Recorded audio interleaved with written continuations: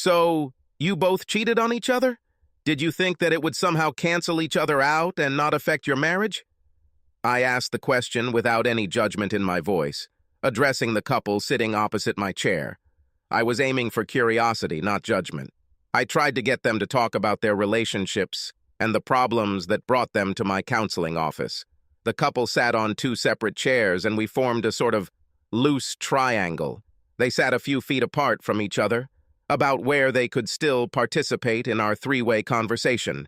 They both deliberately avoided the cozier, more comfortable couch because they would have to sit closer to each other. Both were nervous and avoided looking at each other. We spent a few minutes during which Lisa and Brad introduced themselves to me and I to them. They each spoke about their education and current work. They were recommended to my marriage counseling practice by Mike Davis, a previous patient whom I counseled along with his wife Jen, as they formed an open marriage and experienced the associated stresses, came at their marriage problems from different angles, and now they are faced with an impending separation. Lisa was the first to answer my first difficult question for them. I don't think we were thinking about any kind of retribution. I somehow knew Brad was doing something, and I guessed it was with our friend Sarah. In fact, she's my best friend, or was. I haven't spoken to her since they started having sex. There was a clear bitter tone in Lisa's voice. I asked again in my curious tone, and then you got involved, so to speak?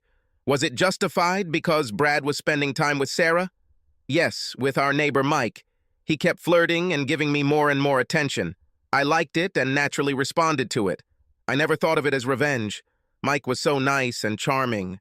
When we started seeing each other, it seemed so natural and comfortable. Brad finally spoke with bitterness in his voice. Yes, you reacted by going to bed with him. I thought you had been doing that for the last year. Lisa turned to her husband in a sarcastic tone. Just the last 6 months. I'm sorry.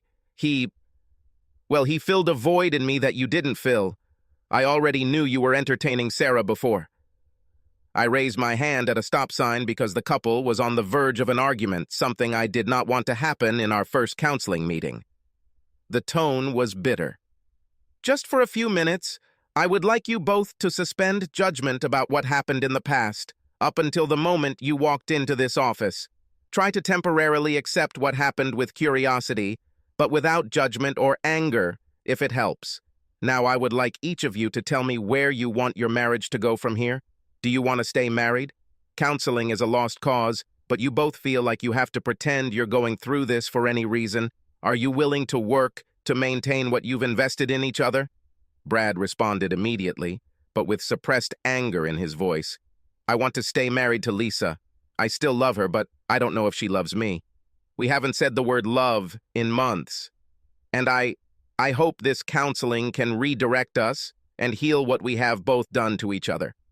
He crossed his arms over his chest as if to say, that's it. I turned to Lisa and she spoke hesitantly and more deliberately. I want to get back to loving Brad. The spark is still there, but honestly, I don't know. I've been taken for granted or ignored for too long, for years, and so I began to seek comfort with another man. I'm willing to put the effort into this counseling, but only if we start to see some progress.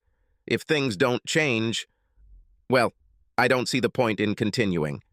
Brad chimed in. You got involved with a married man, at least Sarah was single. Lisa blushed. Yes, I don't know what his wife knows about us. About me?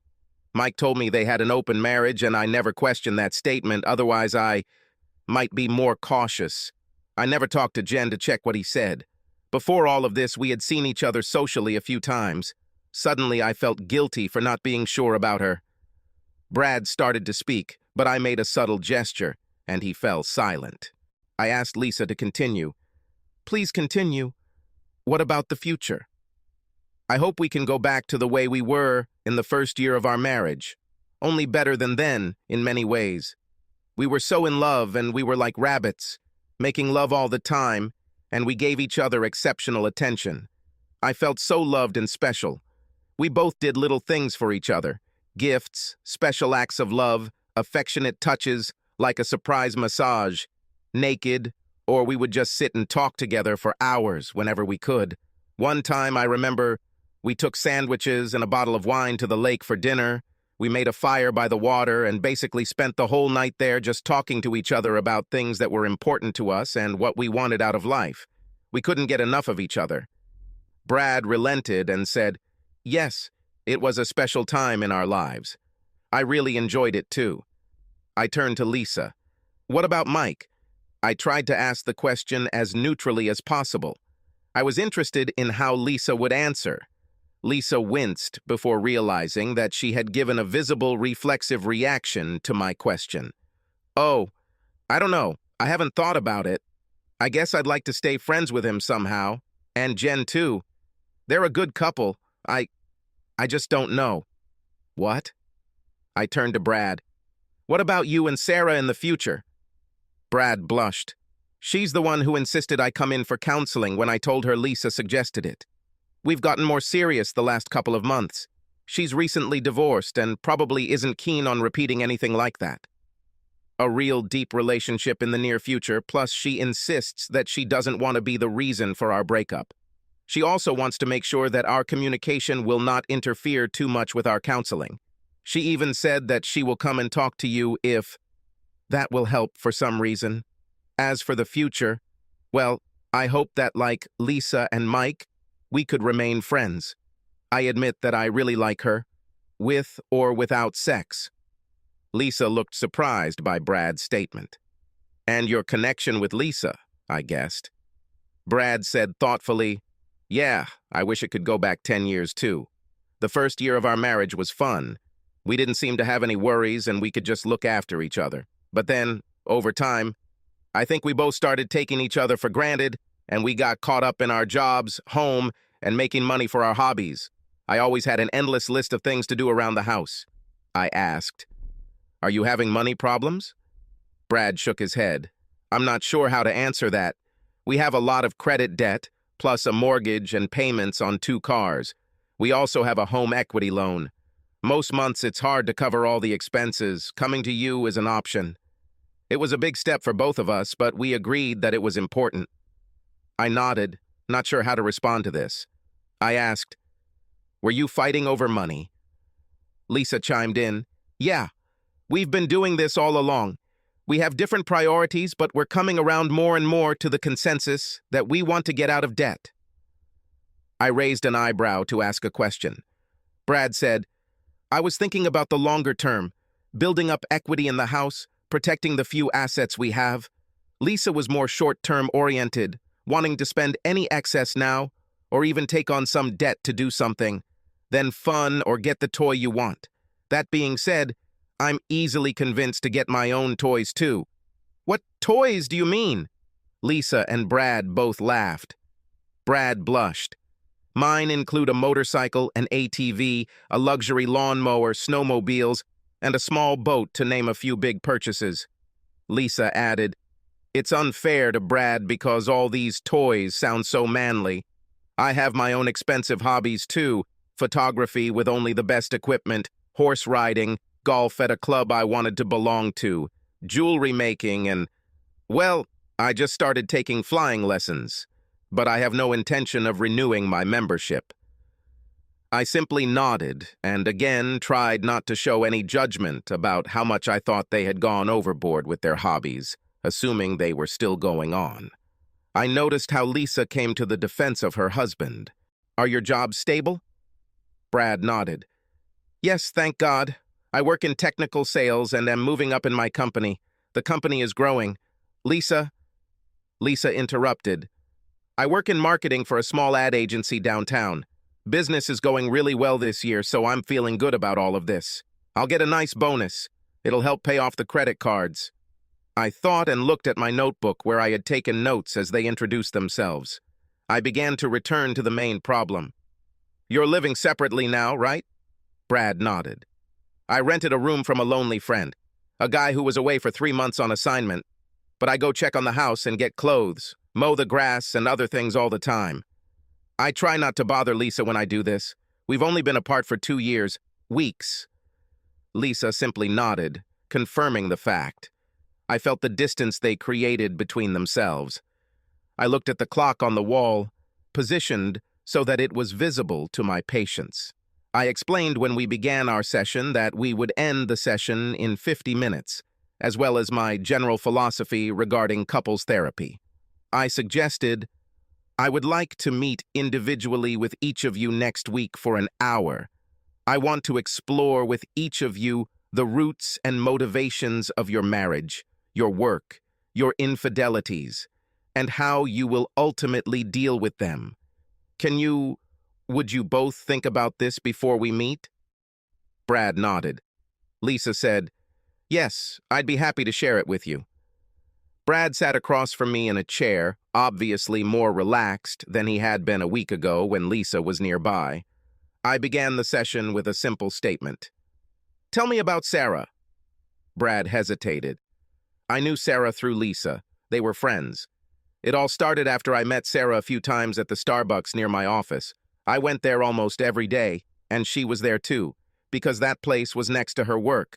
At first, we were just waving to each other, but then one day I took the initiative and spoke to her. I felt awkward because I thought she was so sophisticated, but she was friendly and made me feel cozy. We ended up learning a lot about each other. I didn't mention Lisa too much, but we acknowledged our relationship and her friendship with my wife. How did you describe your marriage?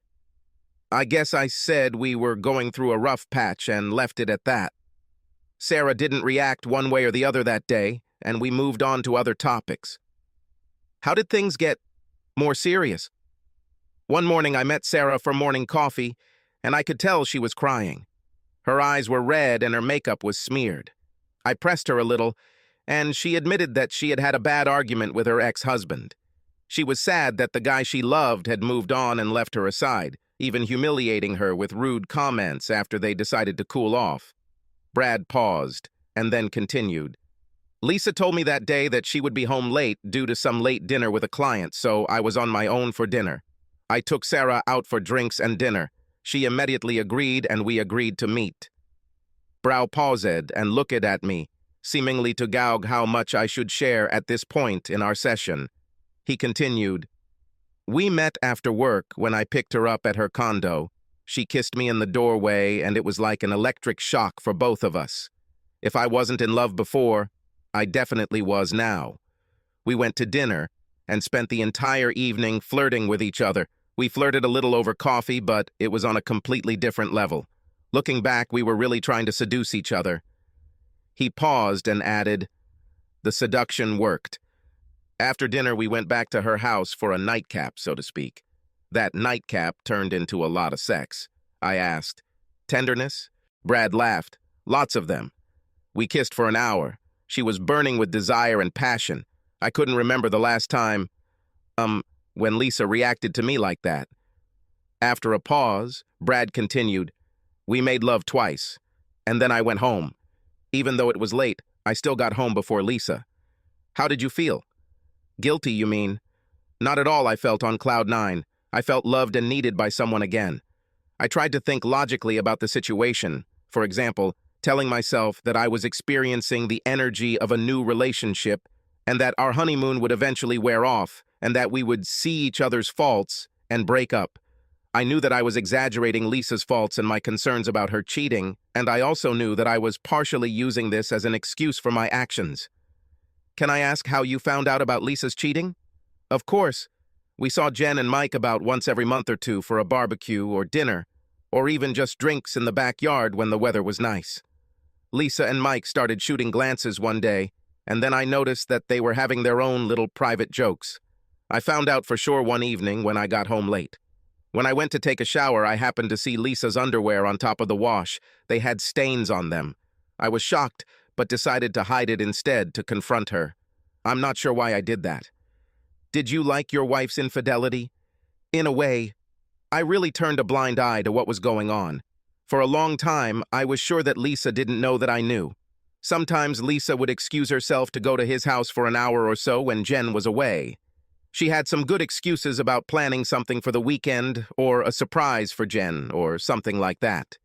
The excuses were weak, but I let them pass without arguing. I understand that I wanted her to go and have fun with him. Why? I liked the idea of another man entertaining my wife. I didn't contribute to the cheating other than pretending I didn't know anything. Lisa also started talking about Mike and Jen having an open marriage, as if we were supposed to do something like that. I guess she felt some guilt. I think because I tacitly agreed, we really did have an open marriage. I said, "You used having fun between Lisa and Mike and making love between you and Sarah. Would you like to comment on that difference?" Brad thought, I guess I didn't want Lisa to stop loving me and fall in love with Mike. Deep down, I was afraid that she might go to him. I have my own insecurities and jealousies. As for Sarah, I've been in love with her since the very beginning. Sex was a great addition to our relationship at that time. Brad continued, based on what Lisa said last week, she seems to be in love with Mike now. I feel like she doesn't want it to end. I can't blame her. He's a real man, handsome. He seems to have it all together and is exceptionally sexy. He thought for a minute and added, "Yes, you are probably right. What is the saying about cheating? Men do it for sex and women for love." I stayed silent to see what Brad would say next. Brad continued, I wasn't the best husband. I neglected Lisa. When we got married, I was on cloud 9 with her and couldn't do enough for her. But then I became selfish. I admit it. We only had sex when that's what I wanted. I started focusing on my career, and that led to long hours, weekend work, late nights, etc. When I wasn't working, I was actively pursuing the hobbies we told you about last week, or working at home. I think because sex was always available, it became something of a thought. Brad sighed. Lisa complained at first, but then she just gave up on me, on us. She became extremely independent, developed her own circle of friends and hobbies, and just did her own thing. Sometimes we would be available to each other. We will go out with others. But it felt like we were hiding from being alone together. Yes, we had sex, but even that became less and less, especially in the last few months when we both had Sarah and Mike. I asked, "Do you feel like you need to change something about this situation?" Brad was frank and responded instantly. "Yes, hell yes. I've been thinking about Lisa a lot since our last session with you. I want to stay married to her, but I want to try to be the husband she wants and needs. I wasn't like this for most of the last decade.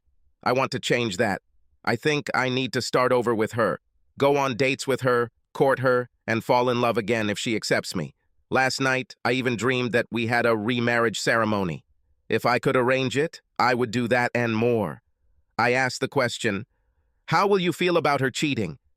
Brad sat back in his chair, clearly puzzled by the answer.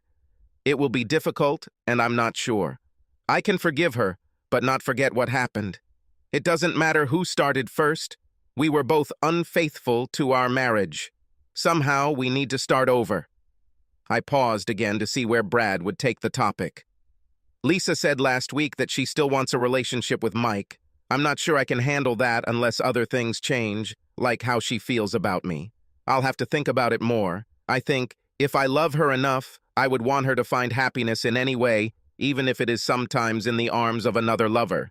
I made a mental note to explore this same topic with Lisa the next day when she came to her appointment with me. We talked a little more about the same topics, and then our session ended. Lisa was on time for her 4-hour appointment the next day. She seemed nervous and fumbled putting her glasses in her purse as she sat down.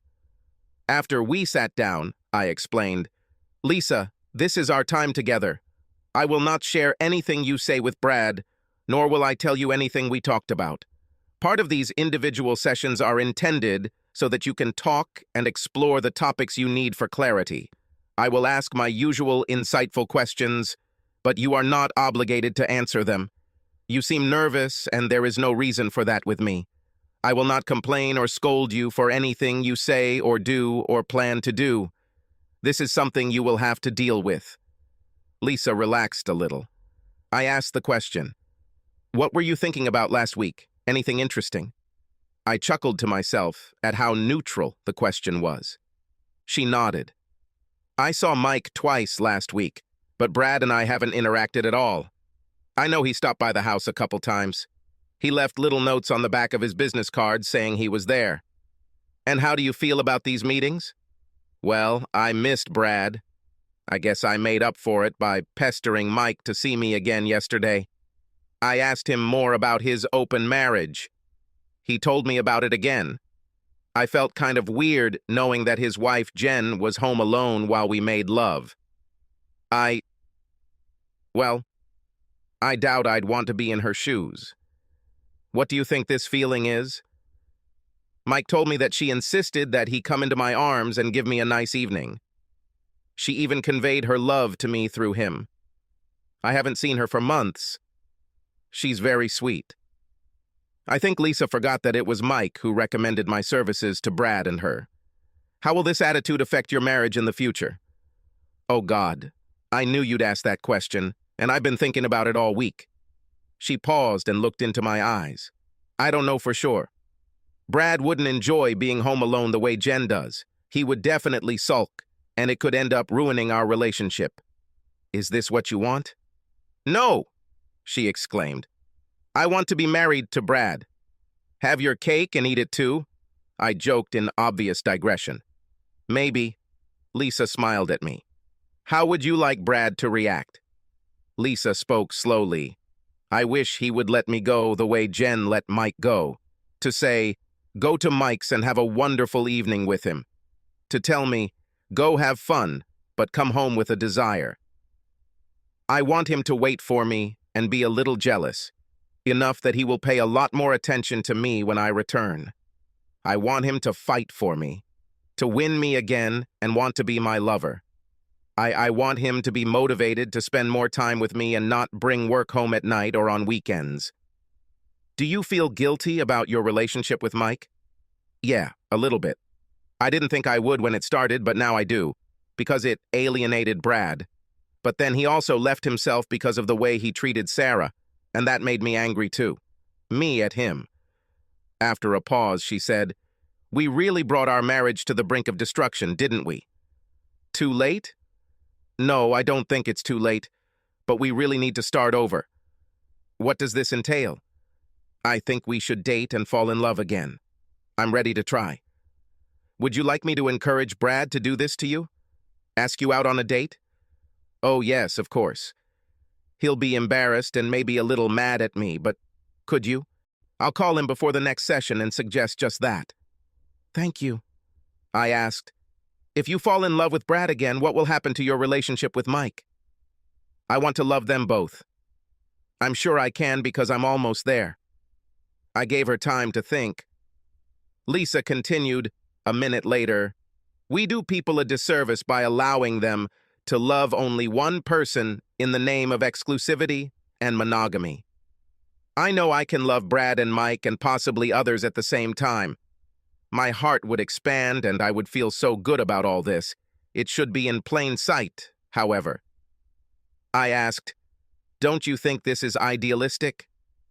Lisa laughed for the first time this session. Yes, all of that, but I still think so. I think we've been socialized into thinking that monogamy is a sacred relationship goal. That's nonsense, sorry. If we had done this openly, Brad might have loved me and kept Sarah in my life. I would have Mike. Maybe Brad and I could both love Jen or someone else. Sure, we would have our differences and petty arguments, but none of them would become critical like in normal relations. Lisa, what about Brad cheating? Part of me wants to say, right, so what? Not a big deal. We both made our infidelities a big deal because they became a substitute for something we weren't getting in our marriage and didn't want to fight to get. We were both in denial and doing what we needed for ourselves. We should have sat down and talked, and maybe come to the same result, but at least we wouldn't pretend the other didn't know what was going on. We were terrible at communication. We never let the other know how bad things were or what ideas we had for fixing it. Will it be different now? I'm willing to make this a new rule if we both act like it. No more secret lives. How should your own behavior and actions change in the future? Lisa sighed. I'll go back to trying to work this out with Brad. We'll negotiate more. We'll talk more. I'll flirt with him more and be more open to our love affairs. I'll even take the initiative. I'll be available to him. Dating and even suggesting them, I'll try to make sure that Brad knows that I think about him and that I want to be married to him, that I love him. Yes, I love him, you know. If you continue your relationship with Mike, Brad might think of himself as a cuckold. How do you feel about that? I don't want to humiliate Brad in any way. I wouldn't tease him about it. Based on what he said, it hurts him knowing that I had sex with Mike, but I wouldn't use it against him. This excitement would be for the benefit of our relationship. I hope he understands that. She paused and added, I think you understand that I don't want to stop dating Mike. I nodded. What do you think could be the negative consequences? Lisa thought about it. Jealousy in all its forms, for one thing, and it could get bad if I don't manage it with him and myself. I think sometimes awkward situations could arise, like if I were seen with Mike, and someone we know saw us, and Brad wasn't there. I suggested, tell me more about jealousy. Well, Brad could easily be jealous of my time and affection for Mike. How intense that becomes will likely determine the course of both relationships. I hope I don't find myself in a situation where I have to choose one over the other. I was jealous of Sarah. When I thought about her, she's beautiful and free. I had visions of Brad running away with her, but he kept coming home. How will you cope? Boundaries. We're going to have to set boundaries and have a lot of discussions about them. How much, how often, all that stuff. We have to promise to watch for warning signs that we're leaning too much towards our lovers and not paying enough attention to each other. We also have to discuss why. It happens. We'll have some uncomfortable and dark conversations from time to time, but if we can get through them, I think it will make us stronger. We explored some more topics for the day, and then our time was up. I called Brad, as I promised Lisa. Brad, Dr. Cole is here. I have a quick suggestion that I'm passing along from Lisa. Hey, Doc, what's this? Ask Lisa out. Take her somewhere and be the perfect gentleman. My suggestion is, don't try to end the evening in bed, but if that happens, that's okay too. Just be a fun, nice, considerate guy. Is this what she wants? A date with me? Yes, exactly. You mentioned this idea too, otherwise I wouldn't have tied you up. I think this might start to turn things around for the better. Don't feel pressured to discuss your relationship. Just go with the flow of whatever you decide and have fun. Brad said with some enthusiasm, I promise I will. Thanks, Doc. I listened right before I opened the door to my waiting room. I heard Brad and Lisa laughing, and when I opened the door, a crack, I could hear them excitedly discussing the new movie. I took this as a good sign. Good afternoon. Please come in. I welcomed the couple into my office. We said hello and everyone sat down. I noticed that both Lisa and Brad were smiling. They also didn't move their chairs further apart as they had on their first visit. I said, your smiles are reassuring.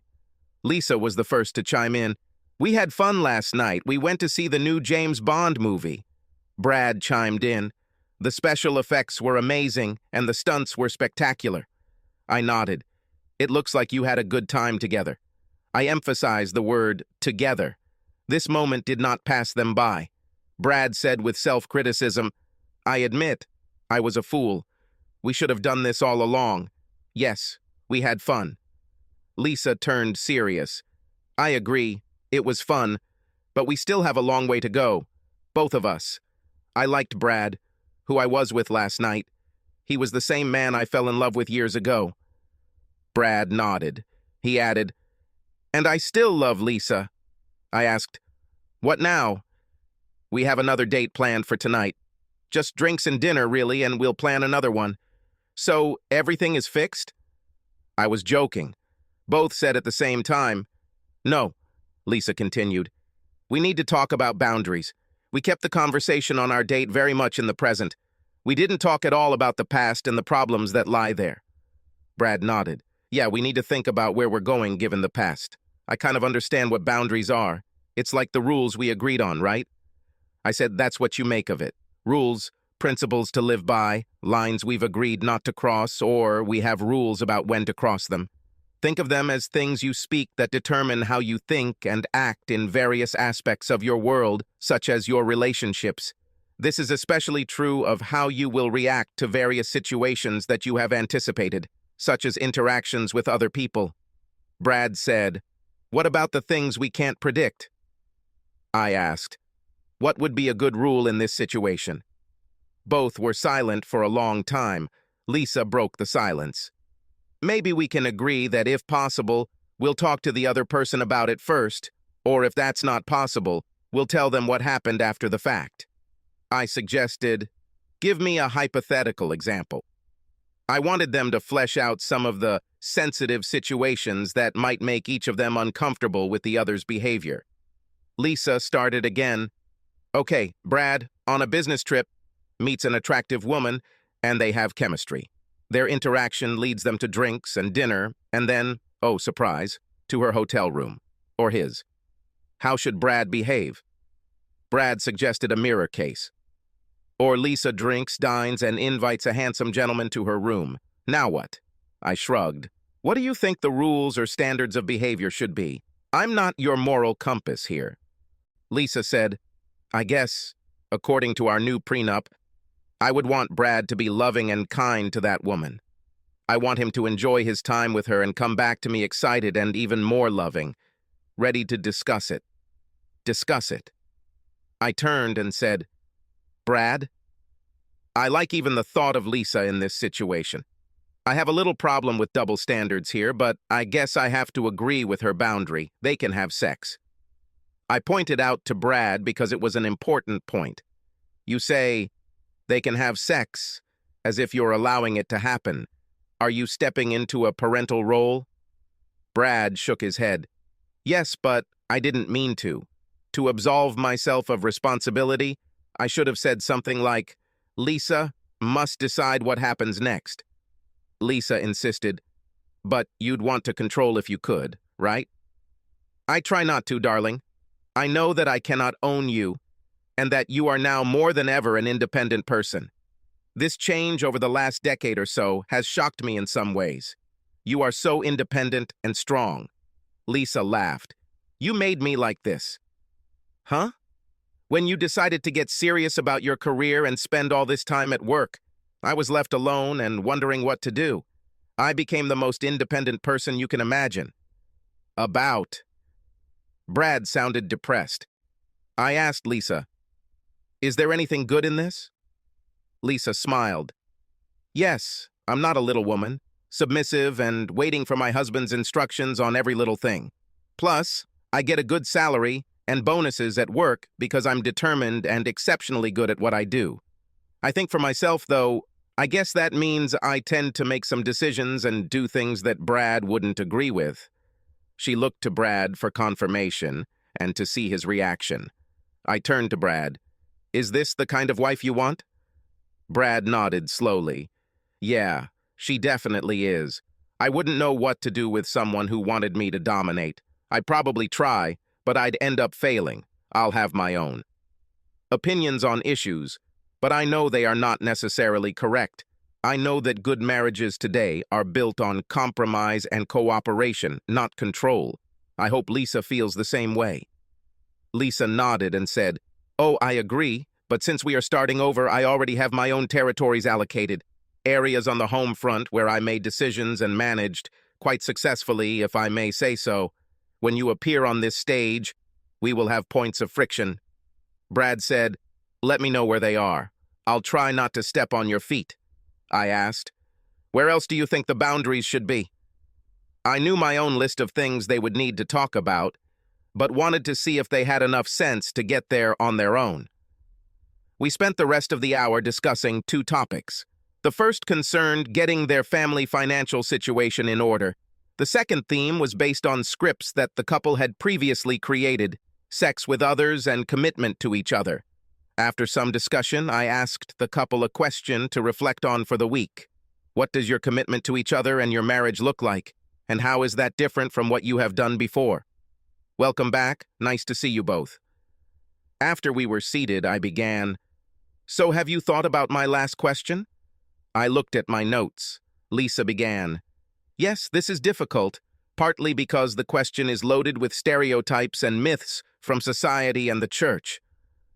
Brad nodded in agreement. He explained, "We've been on 2 dates since we last saw you and discussed your question both times. It's deep and complicated and we're still working through it." I asked, "Did you consider that some of your words were wrong or right?" Lisa laughed. "You mean judging each other as wrong or right? So we came up with the idea of challenging everything that we somehow learned. One of us would say something and the other would ask, 'Where did you get this idea?' We realized that we were just accepting a bunch of nonsense and never examined what we believed or how we got there. We were brainwashed." I asked, "How is this?" I was pleasantly surprised by what the two said. I loved the level of critical thinking they brought to their relationship. Brad said, "Well, our discussions about boundaries led us to a discussion about loving more than one person and how that might work. We decided that we could love more than one person without taking psychic energy away from the other person we love." Lisa said, "We also talked about the many options of what that love could look like, and I mean including adult romantic love with sex." Brad said, "One of the things we talked about earlier, I'm more comfortable with the idea that Lisa could have a loving relationship with Mike, and it wouldn't ruin our marriage. We even talked about how we could benefit from such a location. By the way, we are meeting them socially on the weekend. This will be another one of our dates, but the first time we see other people." I asked, "Are you still living separately?" Lisa turned to Brad. "Yes, but I hope he changes his mind soon and comes home. I miss him next to me and around me. I want my lover and best friend back." Brad volunteered, "I feel like this separation was good for us. It was a kick to me being a good husband to Lisa again." Lisa gave him a sad look, and I realized that she had stepped over an obstacle to save the relationship. I asked, "So, Lisa, how would you feel if Brad continued to see Sarah?"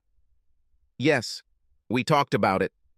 I even encouraged him to see her this week, and I say that considering everything that it implies about their meetings. And before you ask, I don't feel left out or that I'm doing penance.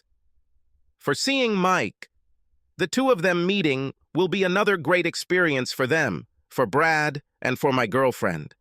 So what about commitment in your marriage?" Brad began slowly. "I'm not sure you're committed to marriage in the same way that you're committed to another person. And when you do that, you're actually accepting a social contract with that person. That contract sets the boundaries that you talked about.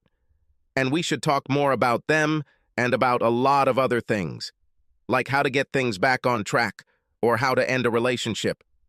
Lisa nodded, and I guessed that this was the topic of their conversation. She said, "I'm committed to loving Brad and being tolerant of his moods and how passionate he is about his business.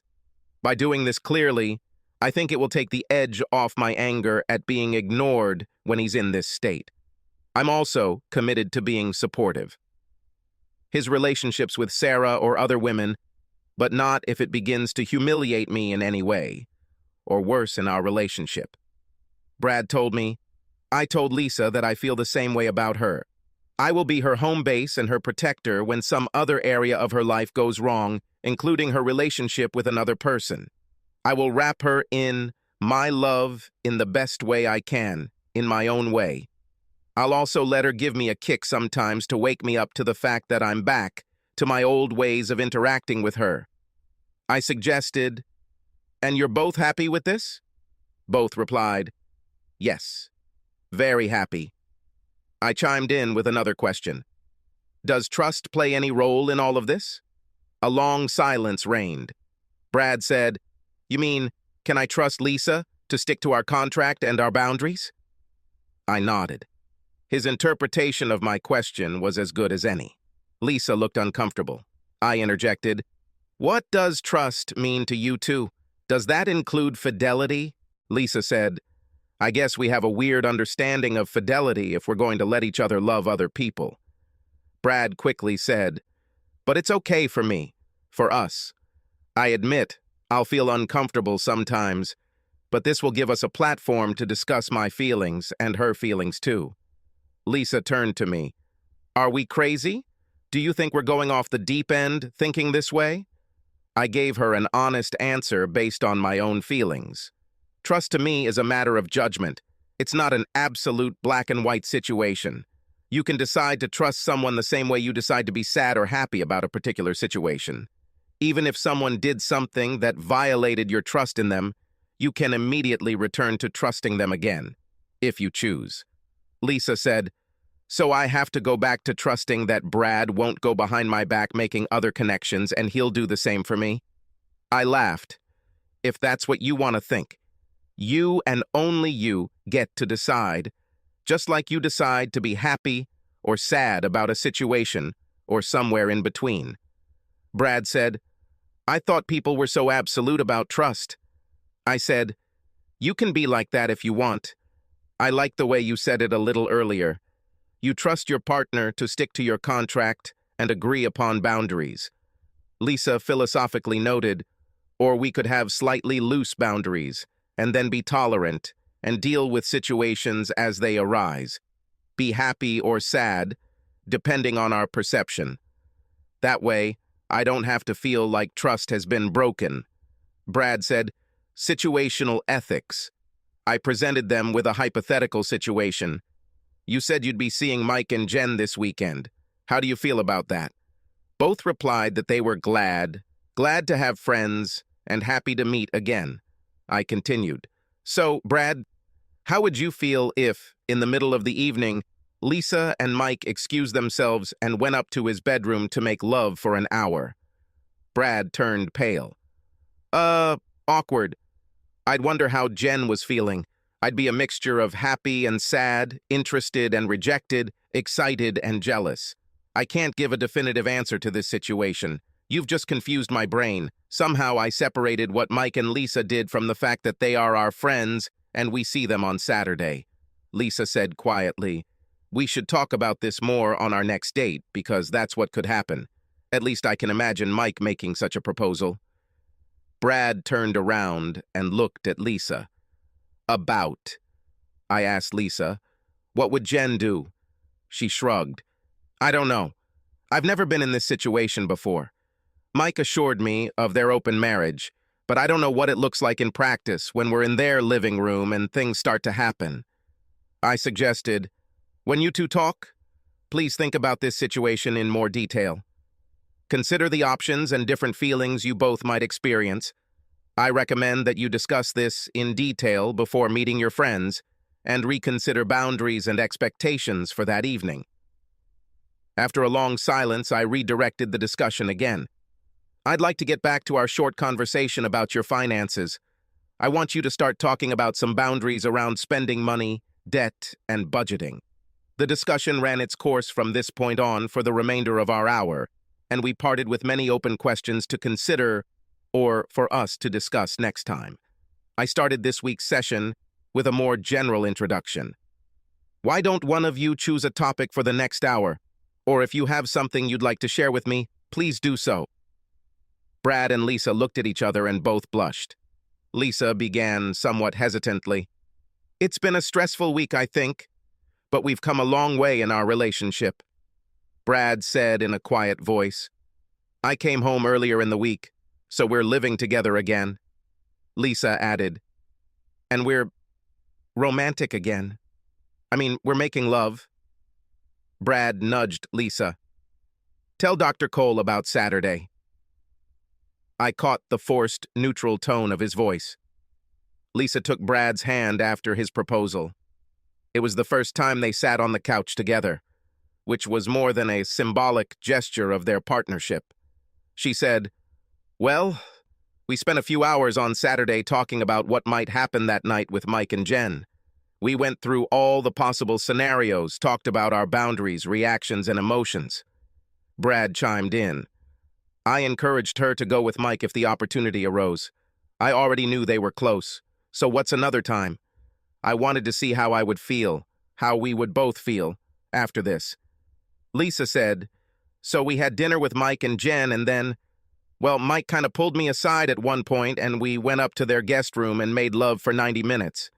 Actually, we made love twice, but, well, I refrained from commenting, but I enjoyed listening to her story.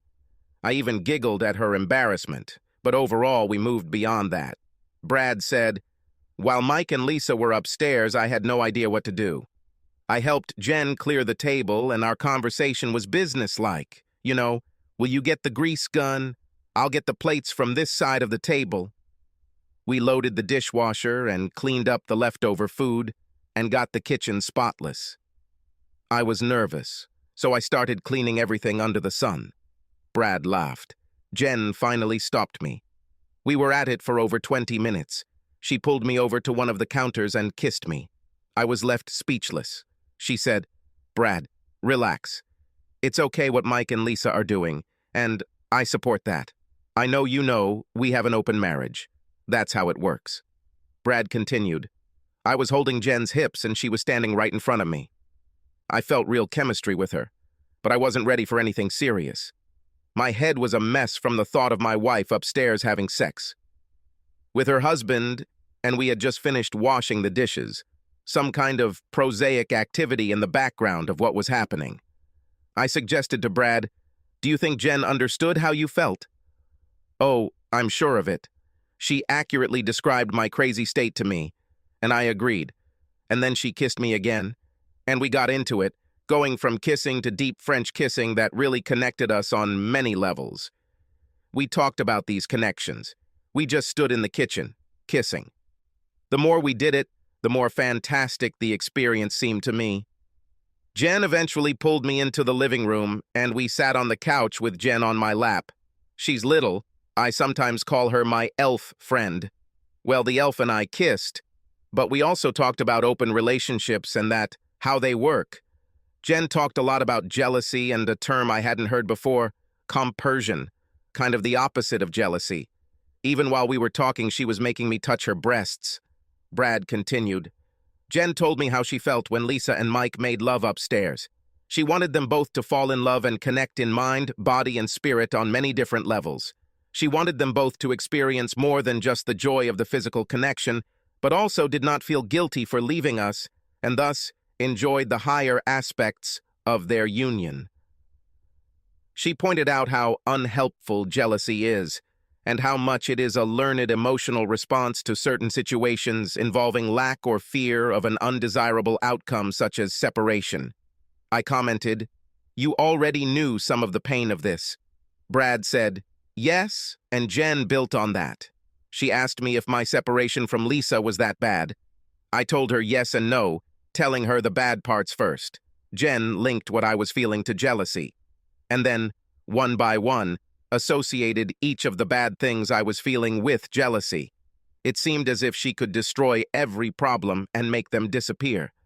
I ended up feeling much better about Lisa, her relationship with Mike, my relationship with Sarah, and my new relationship and kisses with Jen. Brad sounded more optimistic as he spoke. Lisa said, "When Mike and I came downstairs, we found Jen and Brad passionately kissing. She had her top off. Jen did look happy, but Brad looked like he'd been caught red-handed, so to speak." She laughed. Jen walked up to Mike and showered him with kisses. Brad came up to me and we kissed too. I thought it would be awkward, but he seemed really relaxed about the last couple of hours I'd been with Mike. Brad said, "I was. Somehow, after talking to Jen, Lisa assured me that she loved me, that I was her primary relationship, and I leaned on those words and trusted that she meant what she said." I muttered, "Trust again." Lisa said, "We talked about trust. We both promised we wouldn't say anything we didn't mean. So when I assure Brad that I love him, I mean it with all my heart. I'm not going to lie to him or tell him what I think he wants to hear." Brad volunteered, "Lisa has told me several times since we last met how important Mike is to her and how much she loves him. And Jen. From what she said, I know it's not only sex.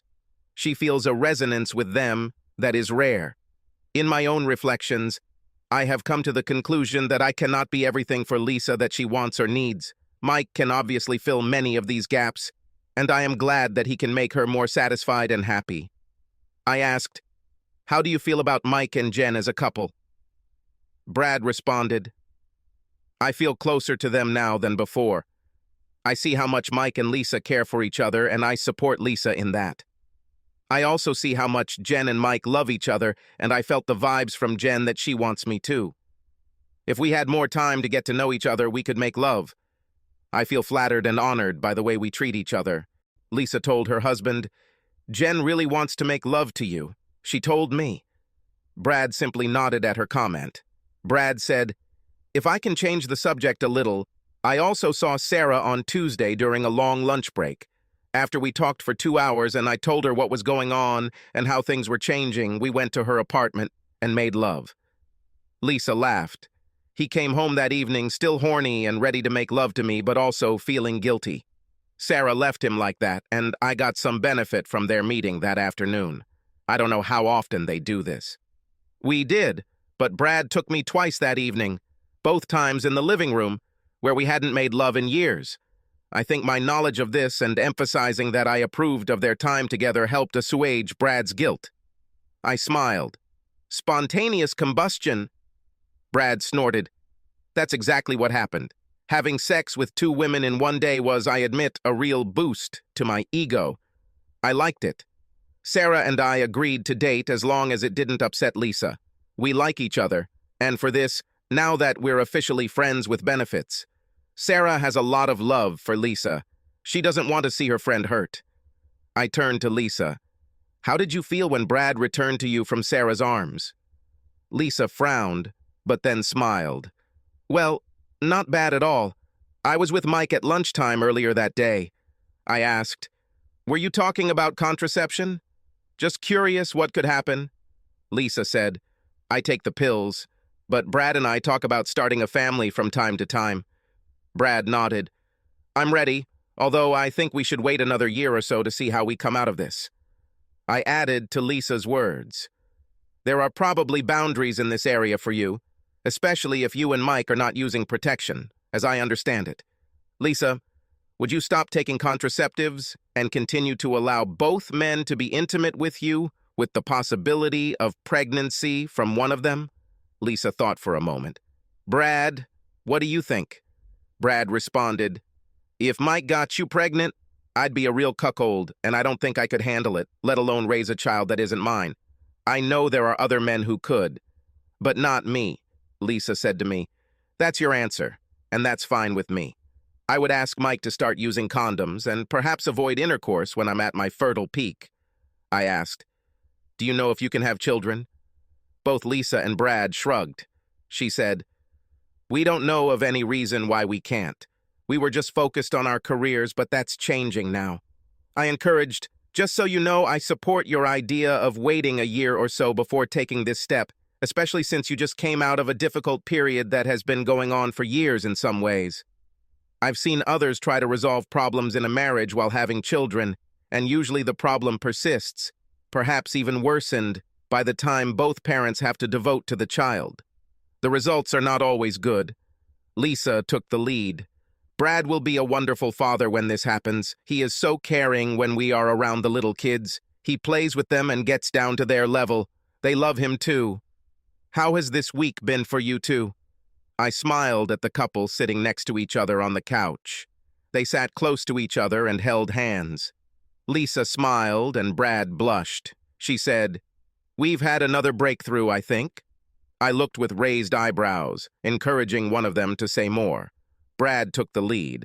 I made love to Jen while Lisa was with Mike. Lisa pulled his hand to her generous breast. I couldn't help but notice her cleavage. She said, we even did it in the same bed for a while. It was so sexy and erotic. Brad turned beet red but added, I never thought I could do it, but we did it. We switched partners a few times, and while Mike and I relaxed, Jen and Lisa put on a show for us. Brad continued, Jen and Mike came over to our house on Saturday for a late-night barbecue. It was a warm night, and we had a pool and hot tub. After dinner, we all got naked and went for a swim. Lisa said, we then moved on to the sun loungers on the pool and started making love. It was so romantic doing it in the night air. After the first round, we went inside and showered together. We have a large shower cubicle that easily fits 4 people. We spent the second round in our big bed, and then Jen suggested we get together. I asked, and how are you feeling? Brad replied with a smile, I'm guessing you mean between me and Lisa. I'm fine, better than fine. Sometimes I get jealous about Lisa and Mike, but I know they're not going to run away with each other, so I can easily take my mind off of it. Even Jen assures me that they are a very strong couple. I know it's a matter of trust again, but I make the decision to trust what everyone tells me, and that's it. That despite all the external relationships, Lisa and I are each other's support, just as Mike and Jen are for each other. Sarah is a wonderful and loving friend, and even she knows it. She used this term when talking about herself and about me. I think I mentioned that she was recently divorced and not ready to get into any kind of serious relationship again. She was happy when I told her about Jen. I think she sees how I've calmed down and found someone else. I turned to Lisa. She said, I also talked to Sarah a lot during the week. We stopped talking when she and Brad first started dating. I think it was awkward for her, but I reassured her that I was calm about everything that happened and could happen in the future. It's all out in the open now. We talked about feelings, our boundaries, and everything else. Lisa paused for a second. I also sometimes feel the same jealousy as Brad, especially when Brad is with Sarah because she is free, beautiful, and available. But as he said, I trust his accuracy in describing his feelings and what is happening. He doesn't know yet, but I've been thinking about asking her to join us one evening. I'd like to see her and Brad together now that we've sorted out our issues. She hasn't been around lately because of all this commotion. I asked, so you are still searching and defining boundaries? Lisa nodded. Yes, I think we do. The free woman question bothers me if I'm not aware. Brad told his wife, I didn't know you felt that way. I'll talk to her about it. I think she might be on your side, but let's find out. Brad said, that would be great. I love making love to you. I want to keep some spontaneity in what might happen if Sarah and I have dinner together. I'll try to anticipate and let you know in advance, and of course, tell you when I see you. Lisa agreed. I'll do the same, but let's plan our days so that we have time at noon for each other. After our discussion began, Lisa, although Brad was also nearby, admitted, I think I love Sarah as much as Jen, or Jen as much as Sarah. Brad was surprised. Huh? Lisa leaned back and held his hand tightly. Honey, I've always loved you, but now I also love Mike, Jen, and Sarah. I loved Sarah before as a best friend, but now I find that I love her as a romantic partner too. I asked, how are you both feeling in your marriage? Brad smiled and gave him a thumbs up. He talked non-stop for 10 minutes about how great everything was now and how good he felt. I liked the transition he made, especially since he brought back some work-family fun balance into his life. Lisa finally spoke up. I agree. Everything is great and strong again. I feel loved by Brad, given attention, romantically involved, and just everything the way I wanted it to be. Even better, because things are happening that I even couldn't imagine. Brad said, me too. His smile was infectious. I said, is there any point in continuing these sessions? We could stop, but always reach out to each other if either of you is feeling out of place or unsure about something. They both nodded. Lisa said, let's do that, but we have one more reason to finish. Which? I asked. Well, we'd like to invite you to join us next Saturday night when we get together at our house with Mike, Jen, and Sarah. I know you'll like them and they'll love you and... Well, we kind of knew that your code of ethics would not allow you to accept this invitation if we were your patients, so now we are not. So, will you please come? I promise you, an interesting night. Subscribe to our channel so that your second chaff doesn't cheat on you, and go ahead and listen to the next story, because this story is nothing compared to the next one. If you're under 18, don't even think about listening to the next one. Listening to the next one. Listening to the next one. Listening to the next one. Listening to the next one. Listening to the next one. Listening to the next